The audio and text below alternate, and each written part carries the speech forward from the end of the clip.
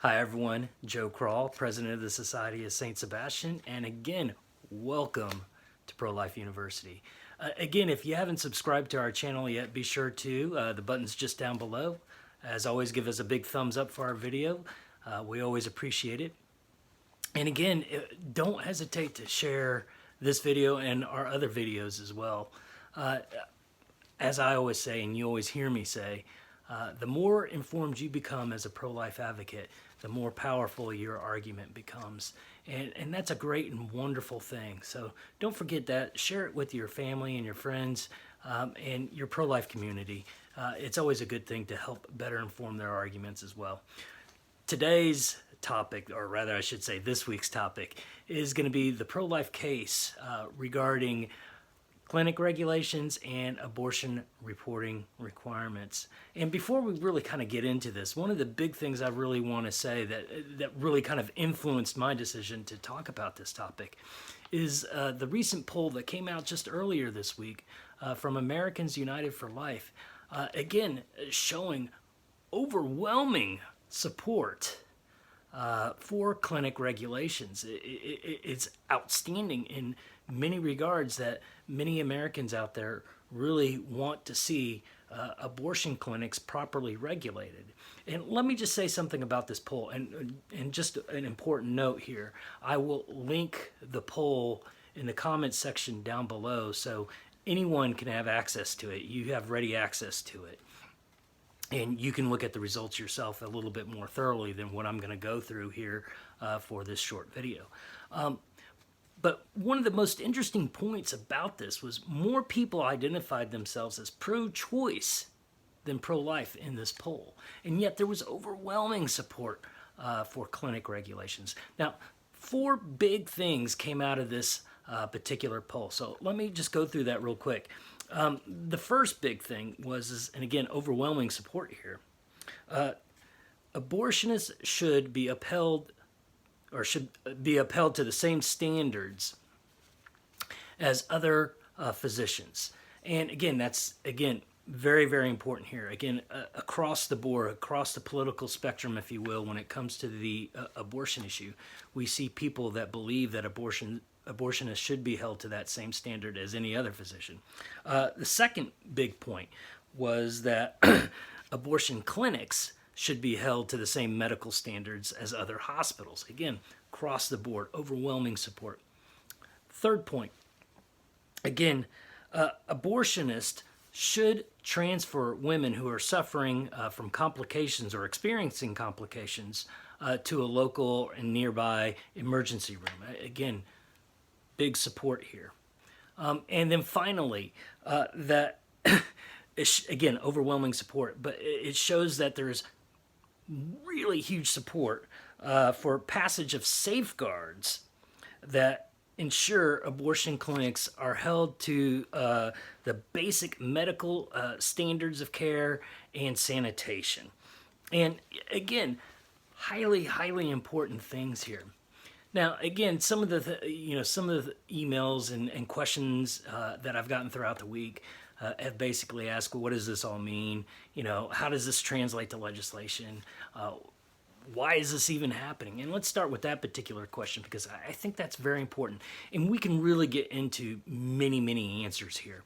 But I'm really going to just focus on three particular points that seem to hold a close place in my heart, if you will. Firstly, let me just simply say, I think with several high-profile cases that have come out over the years, we're certainly seeing a public that's becoming more aware of what the abortion industry is like. The cases like Kermit Gosnell, obviously the Klopfer case, and not to mention the Center for Medical Progress cases that are going on in California, both the criminal suit and the civil suit. Again, many of these cases showcase the abuses that are going on in the various clinics, that some of the standards are very substandard. So for example, in the Gosnell case, the sanitation was just absolutely atrocious. Not to mention, there were serious questions with respect to the Klopfer case that is ongoing right now.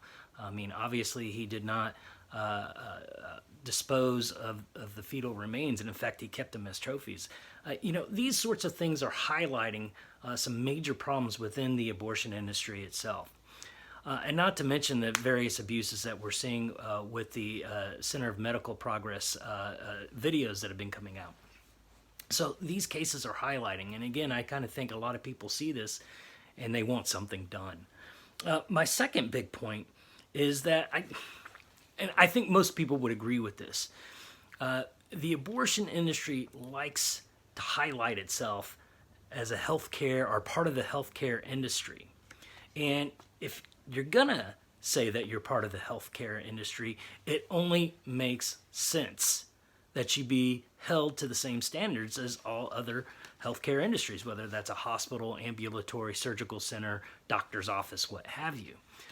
And so, that's just sort of a common sense thing across the board. If you're going to advertise yourself as healthcare, then you need to uphold the standards that any other healthcare facility has to uphold under the law. And so I kind of think in many respects, that's just sort of a common sense thing, if you will, that a lot of people are just saying, well, yeah, that makes sense. If I go to a hospital, I expect it to be clean, sanitary. I expect the doctors to uphold high standards and so forth. And again, I think just people sort of think that straight through, that should apply to any part of the medical industry that's going to advertise itself as healthcare. And thirdly, I think in many respects, we can also look at other pro-life laws that have gone into effect in various states and so forth.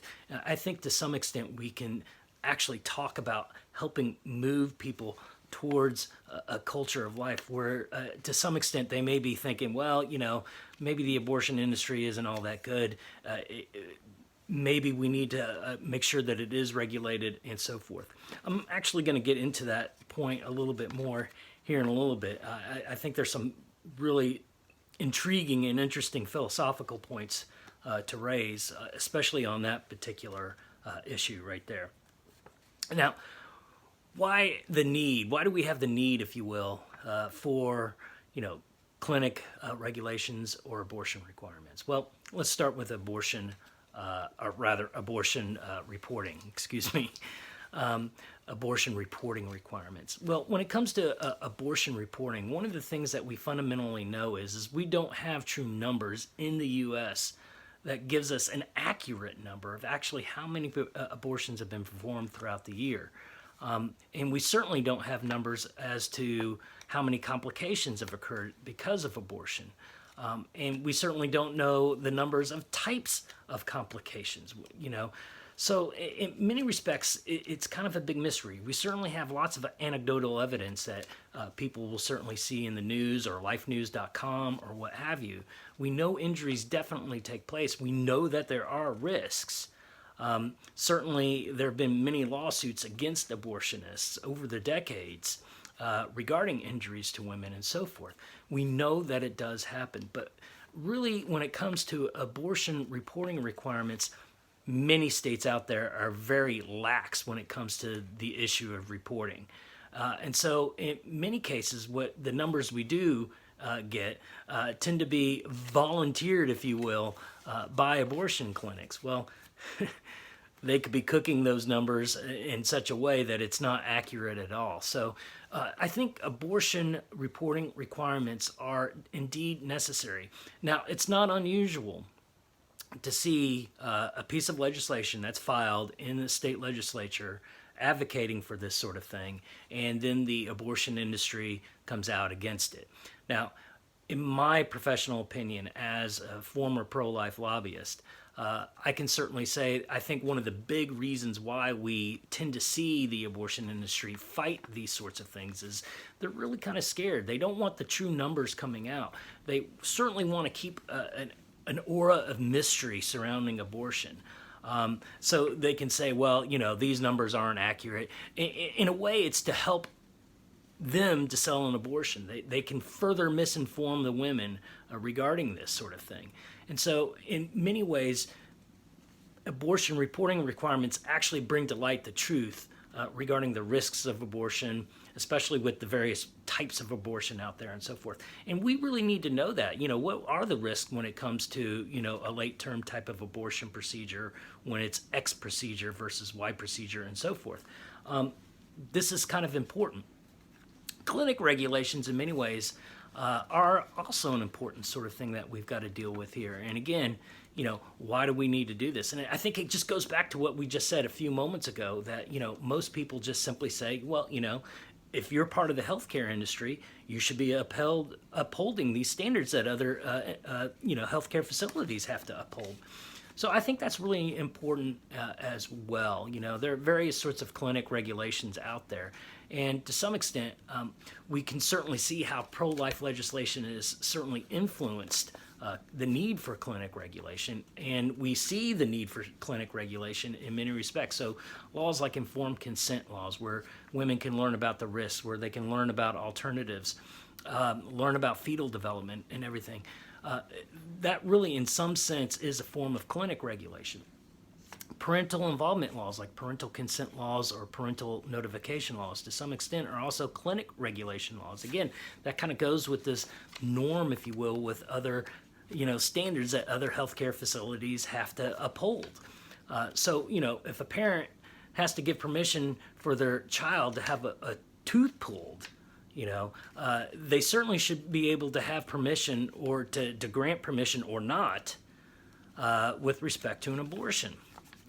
Again, if you look at the various states that have passed legislation like these and have conducted various polls, you'll see overwhelming support with people who identify as both pro-life, and then other people who identify as pro-choice as well. So, this sort of legislation in many ways is, I guess you could say, along the lines of having a lot of common sense, if you will. Now, one of the things I want to talk about here, especially when it comes to the issue of clinic regulations, gets into the idea of law, and in particular the idea of how law and virtue are related, because I think this is an important point here. So here I'm going to be getting a little philosophical, so please forgive me for a few moments here.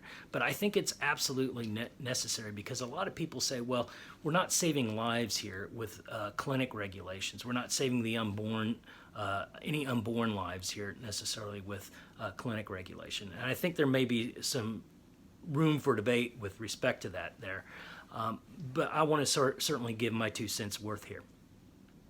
One of the things that we fundamentally need to understand is, at least in our sort of pro-life philosophical tradition, if you will, in many ways when we talk about law and we talk about virtue, we relate the two. Law is meant to help people behave in a good way.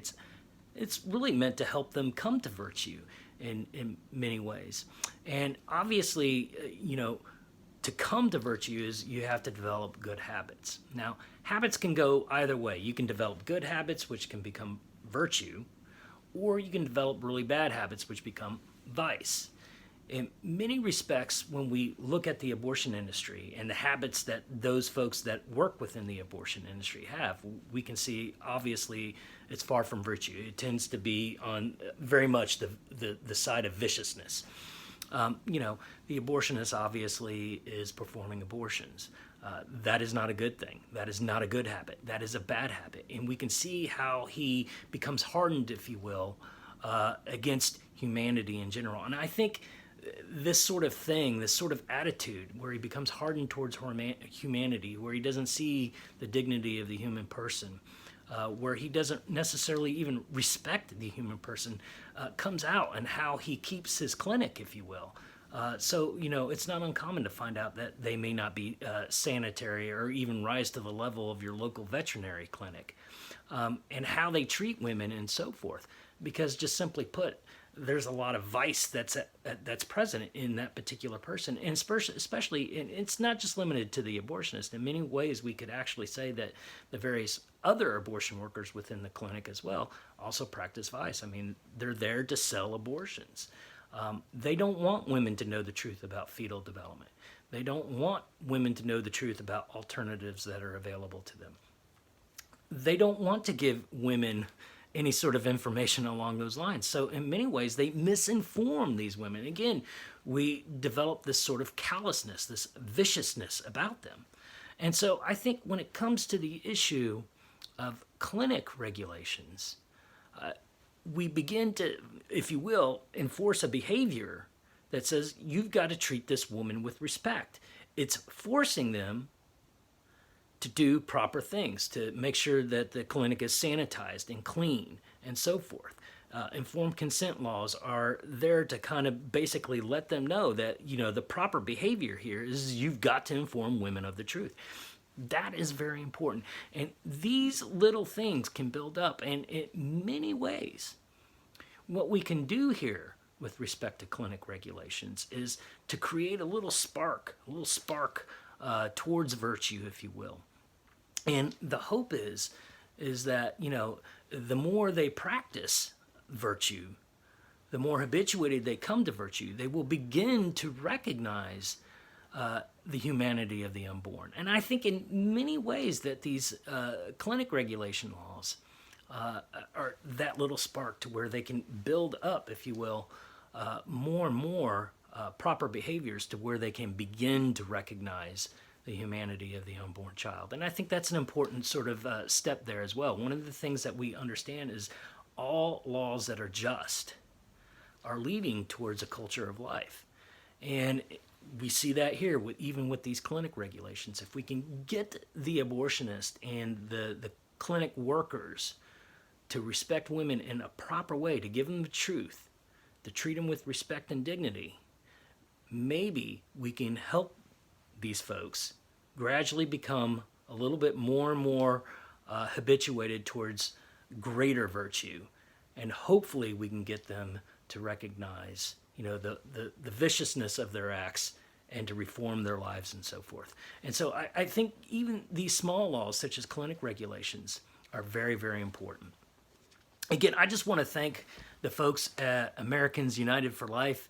Thank you so much, guys, for commissioning this poll. It's a great talking piece. This is going to be my longest video by far, just talking about this important topic. Major thanks to Catherine Glenn Foster for all her work with Americans United for Life. She's their president and CEO. She's contributed several articles to the Society's journal and so forth. Thank you so much for what you do. And guys, again, thanks to all the various folks at AUL. So, Steve Aiden, thank you so much for what you do. Evangeline Bards, thank you so much for what you do. We appreciate everything. And guys, thank you so much for working with the various legislatures and legislators out there, and the various pro-life organizations out there that are pushing for such laws as well.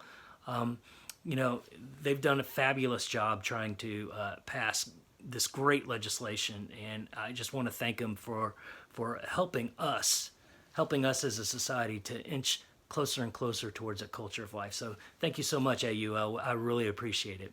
And guys, if you have any questions, comment below, and don't forget, I'm gonna put the poll down there for you guys so you can definitely see it and study it for yourselves as well. And again, guys, I hope you have a wonderful end of the week, and I hope you have a great weekend, and God bless.